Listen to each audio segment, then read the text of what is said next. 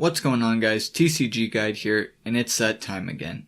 Pro Tour Hour of Devastation is upon us, and this season's tournament is shaping up to be a really interesting watch. I haven't kept up with Standard as much as I should have the last couple blocks because the meta wasn't diverse enough to keep me interested.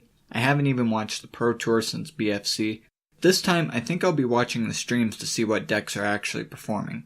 The meta for Pro Tour Hour of Devastation looks like it could actually end up having several Tier 1 decks instead of just 2 or 3 like we've seen in the past few Pro Tours.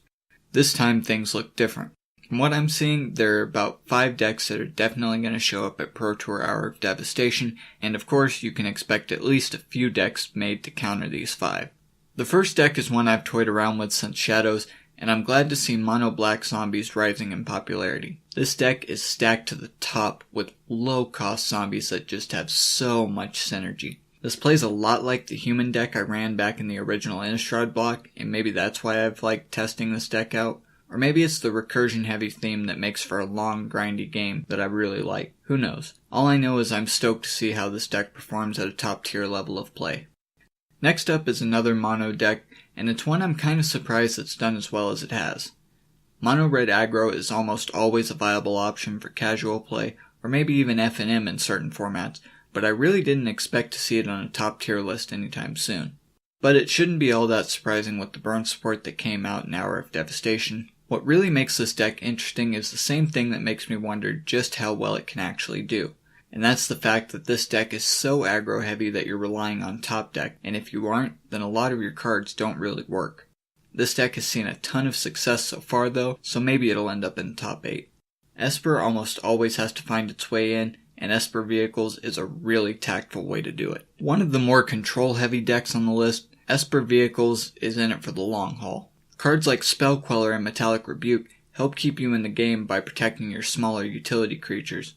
Biding your time is the name of the game with this deck, but when you're ready, Gideon, Avacyn, and Heart of Kiran are there to help push you through to victory. The next deck has been on the back burner for a lot of players for a while now, being close to a usable competitive deck but not quite there. I'm talking of course about Blue-Red Control. There have been plenty of good cards for this deck for several sets, but the meta just didn't let this deck shine. Now that Hour of Devastation is here, both the set and the card, and the fact that fewer and fewer planeswalkers are being played in higher levels means that Blue-Red Control can finally have its time in the sun. The last deck is the one that really got my gears turning for Standard again, and that's Blue-White Monument. This deck just has so much synergy. Everything just seems to flow effortlessly when you're playing it, and the way it uses Dusk and Dawn to clear your opponent's field to make room for your swarm is just beautiful. And you can't forget about the star card in this amazing deck, Oketra's Monument. This is what makes the deck possible, and oh my god does it do work. Not only does it reduce the casting cost of all cards in the deck other than Metallic Rebuke, it also gets you more creatures in the form of 1/1 warriors with Vigilance. Monument definitely has my vote for top 8. Actually, I'm going to call it now, just because it'll be hilarious if I'm actually right, but I'm going to say half of the top 8 at Pro Tour Hour Devastation will be Blue-White Monument. There you have it, folks. My thoughts on the Pro Tour this time around. What do you guys think's gonna dominate? Zombies? Burn? Control?